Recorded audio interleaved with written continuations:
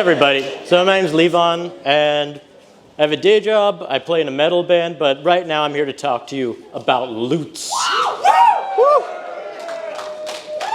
First off, what is a lute? A plucked string instrument with a few key features we're going to get into.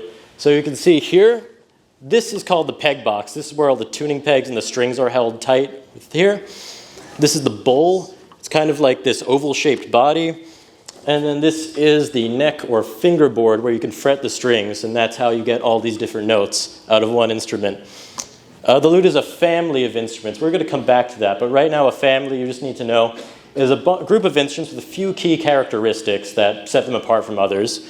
It's distinctly not a guitar.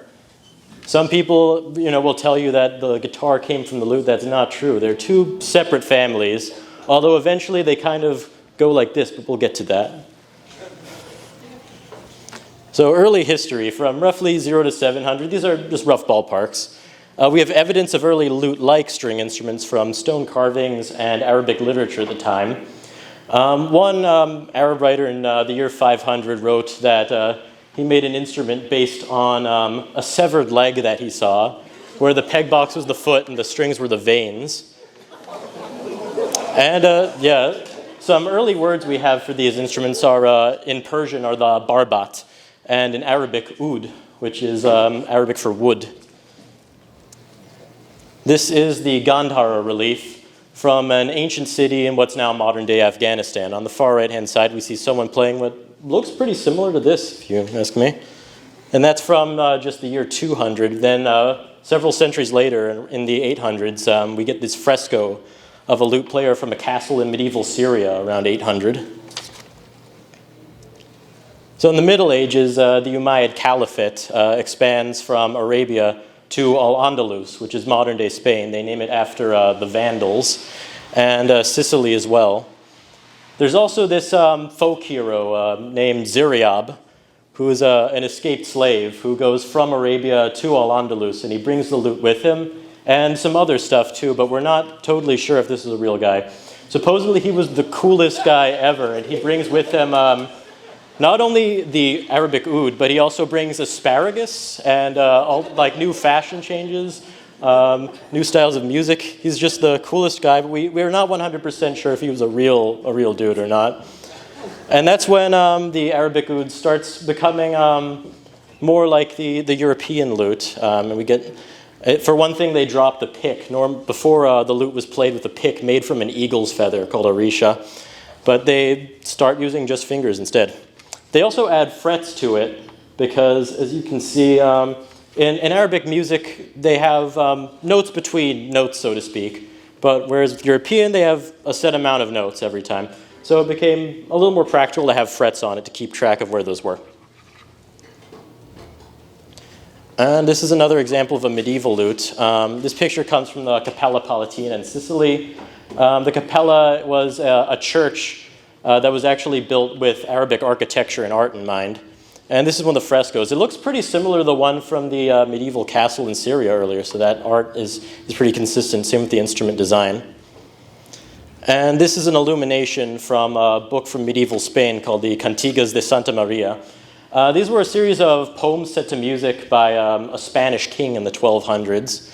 And you can see one player playing an early string instrument, but the other one is distinctly a pretty big European lute that's pretty close to the kind of between oud and lute right now. There's the frets and the pick, so it's a little bit of European and a little bit of Arabic.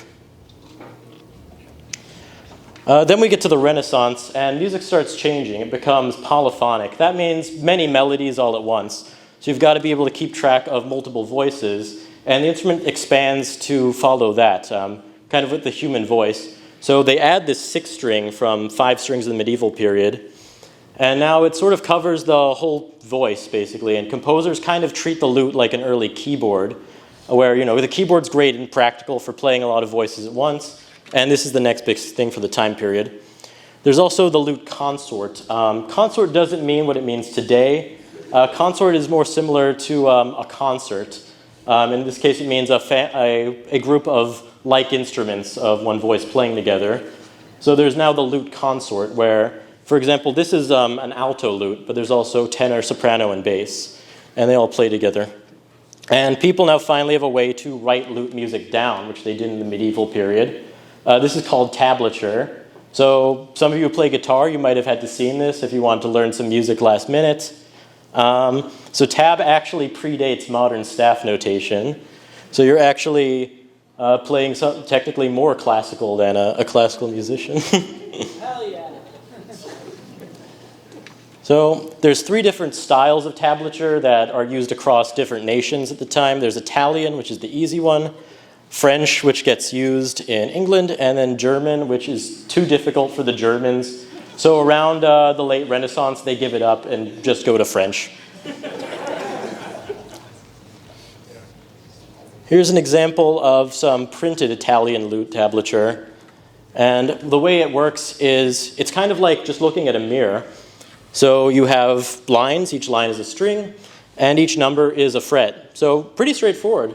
It's not upside down like modern guitar tab. Let's see how this would have sounded like.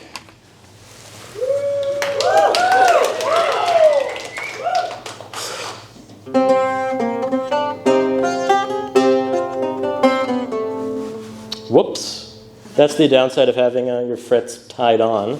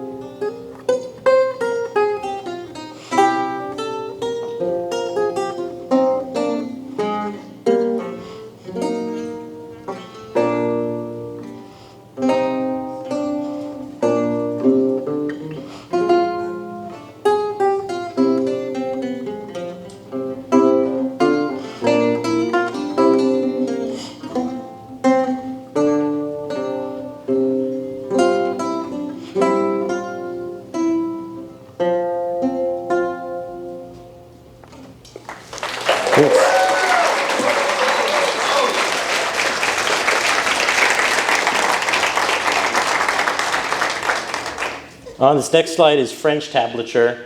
This one's a little less straightforward, especially if you know, it's like, hey, it's saying play D, but D is a note, so why is it now notes? No, it's not that.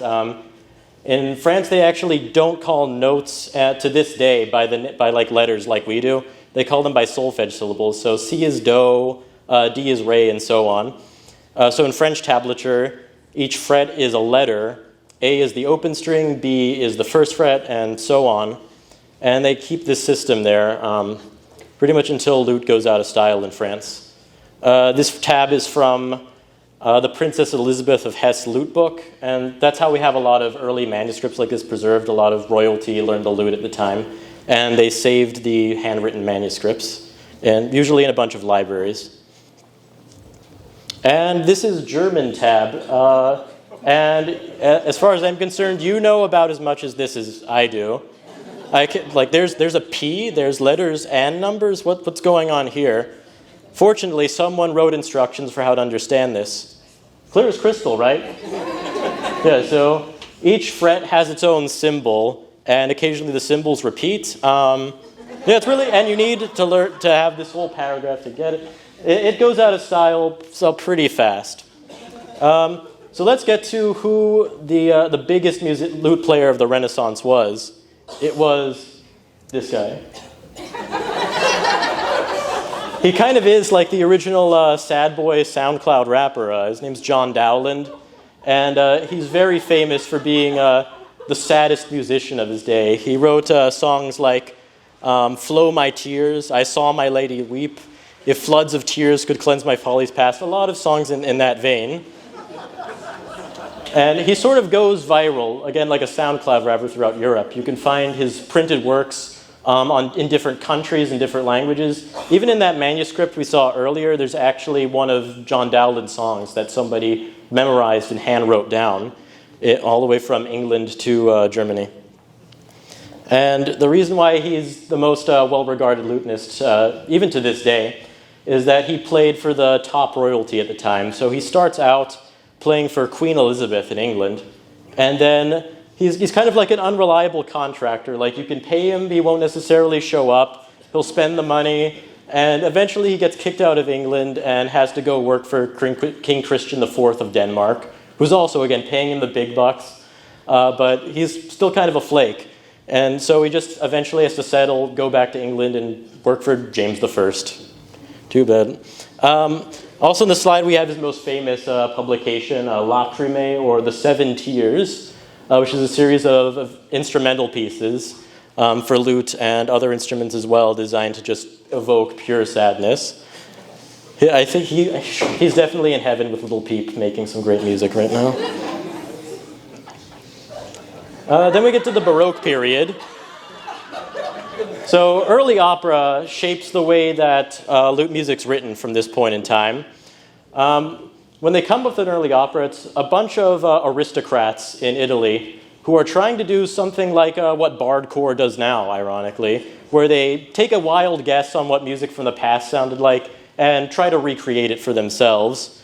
So their idea is kind of, they want singers to sing like Greek tragedies, but with these large accompaniment instruments that can play both bass and the chords. The way Baroque music's written is actually a lot like jazz music is today, where you've got a melody and then a set of bass lines where you can loosely improvise around those. But now the lute has a lot of responsibility to take on. It's got to play the bass line. It's got to play the chords, too, to outline that. And it has to be loud, because some of these opera ensembles are quite large. In France, for example, there's an ensemble that's just called the 24 Violins of the King. So this lute now has to project alongside 24 violins, which are quite loud. So this brings us to the pictures you can see. The lute kind of has to evolve like an Eevee, where there are, again, it's the same key characteristics we talked about earlier, but in different forms, based on different national styles, different regional styles, and this new style of music, of opera. So this is the chitarrone, or theorbo. It comes from a Greek instrument that we don't know much about, but they kind of guessed, the kithara. So it's like, it's a big kithara, chitarrone. And this is made for playing bass in particular. It's got this whole extra neck. The way strings were made at the time is they could make them thin, they couldn't make them heavier, they couldn't make them thicker. So they could only make longer strings for bass lines, so they have to make this giant neck to compensate for it. And it's got a new thing called a reentrant tuning, which is where the highest string is actually in the middle of the instrument. Because of these long strings, they couldn't just make it keep going higher like a guitar. You'll actually notice the ukulele has that too, so that's one thing they have in common. This is used primarily in France and Italy, although in France they use a smaller version, and in Italy they have the largest versions. This is it, a theorbo with the YouTuber Rob Scallon for scale. So it's quite large. He has a wingspan, but it's still bigger than that. These things get up to like 6 feet long. But fortunately there's the little brother of the instrument, the tiorbino. And this is tuned 1 octave higher and is just smaller to compensate. We don't see a lot of music left over for this. There's one publication that has a combination of duets for this and theorbo, but we don't see it used all that much outside of Italy. Another similar instrument is the arch lute, which uses the same Renaissance tuning where it keeps going higher each string, only with more bass strings to make up for it. This only gets used in Italy, and it's still pretty quiet, but they use it for continuo there. And there's also a good amount of solo rep for this as well. Then there's the Baroque lute, or theorboed lute. A lot of the names kind of overlap, and in the historical texts, it gets pretty confusing. Theorboed lute is what they call it in Germany, although in Germany they don't play the theorbo. Kind of weird. So this one gets up to 14 courses. I should clarify what that is. So, as you can see, there's a lot of strings on this, and they're kind of doubled up. So a double string is a course, as we say. They're tuned to the same note. So 14 courses, you're looking at like 28 strings, and they get pretty big to accommodate those. We also see a new tuning for them called Les Accords Nouveaux that starts in France. This is kind of where it's tuned to like open D minor, and then there's so many bass strings. They're tuned to a scale, and then when you play a song in a different key, you tune those bass strings to whatever key you're playing in. We have written music for the theorbo lute in the Netherlands, France, Scotland, and Germany.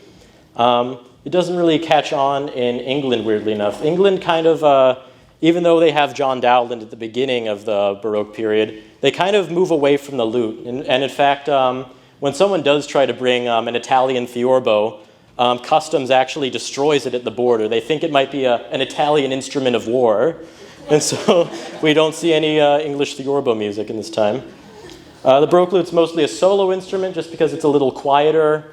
So we get a lot of good solo rep from this time, but we don't necessarily see it being used for operas or accompaniment. Here's a few examples of Baroque lutes. So this is one with a string rider, and this is kind of like if you wanted to modify your Renaissance lute and make it Baroque, you could just add the rider on, and then you have all these extra bass strings. The next one is the swan neck, which is a little more high-end than just adding a rider. It's where they add the other peg box like a theorbo, but with this curved wood. Some of these Baroque lutes get quite intricate as well. And on this painting to the side, we see a Dutch-style Baroque lute where they have the rider, but it kind of juts out. So it's like there's two different peg boxes on the same instrument. And then a little-known one that we don't see in classical music, but we do see in folk music, is the Ukrainian torban. This is one of the hardest instruments to make or play because it has more strings than anything else in the lute family. And then you also have to play like a combination of lute and harp at the same time, where you're playing these bass strings, you're playing the chords, and then you're playing these high strings on top. Originally, the torban comes to the royalty of Ukraine, and then gradually gets passed down into a folk instrument.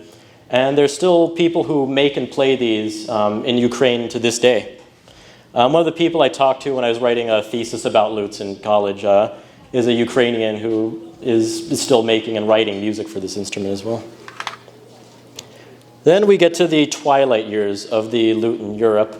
So the lute starts to go out of style, where there's just kind of a lot of instruments are now just easier to make. And you saw it's like a round bowl. There's a lot of parts. They're long. It's quite cumbersome.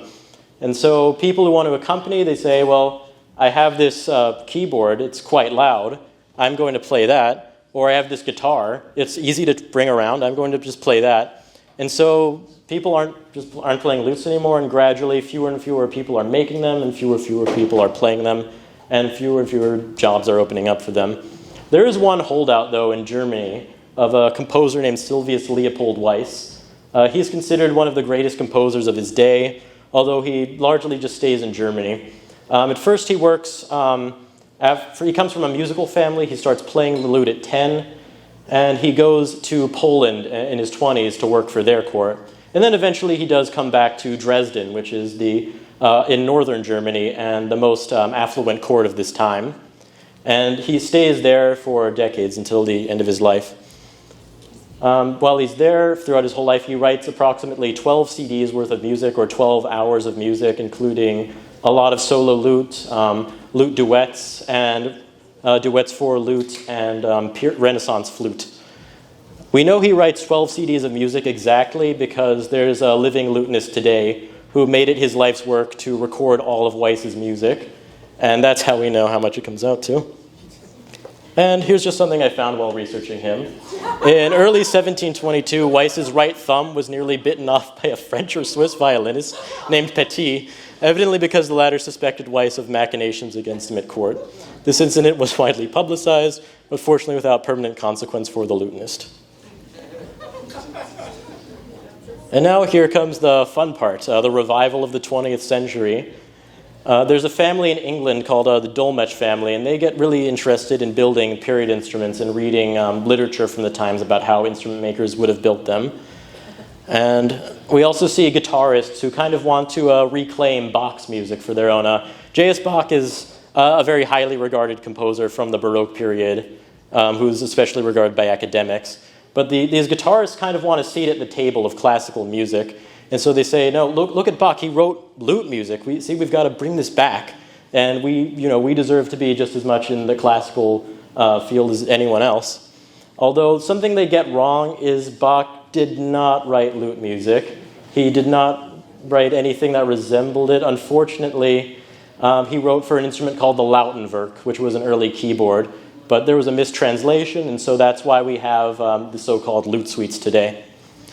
And another researcher from England, a few decades later after the Dolmetsch family starts rebuilding instruments, is Diana Poulton, who builds off of the Dolmetsch's work and finds historical treatises on lute technique and a lot of John Dowden's work and starts publishing them for modern audiences. So the reason why we have a lot of modern lutes today is because of Diana Poulton. Some of the early models, though, are not fantastic. We in the community call them gullutes because they're kind of like a guitar and a lute put together, where it's like they're built, like if someone made a guitar that looked like a lute, that's what you'd have, and it's not the real deal, unfortunately. So that brings us to the present day, right now. So we have a new field that's just dedicated to playing music from the Renaissance, Baroque, and medieval periods called early music as a catch-all, and the idea of historically informed performance. This means going off of historical treatises and observing what teachers would have done in that period, and then trying to recreate it for a modern audience. The Lute Society of America is also established, and they're a wonderful organization that exists just to share lute music and instructions, and they have a nice website you can go to if you're curious about lutes. Replicas also get a lot better from research. Unfortunately, there are supply chain issues when it comes to actually making these replicas. For one thing, ebony, the wood for the fretboard, is becoming endangered because of poaching. And the material used to make the strings and frets, animal guts, is becoming a little more expensive. Animal guts are like sheep, cow, livestock, that kind of thing, is more of it's a food source in a few countries, and so now the string makers have to compete with food sourcers to get these intestines.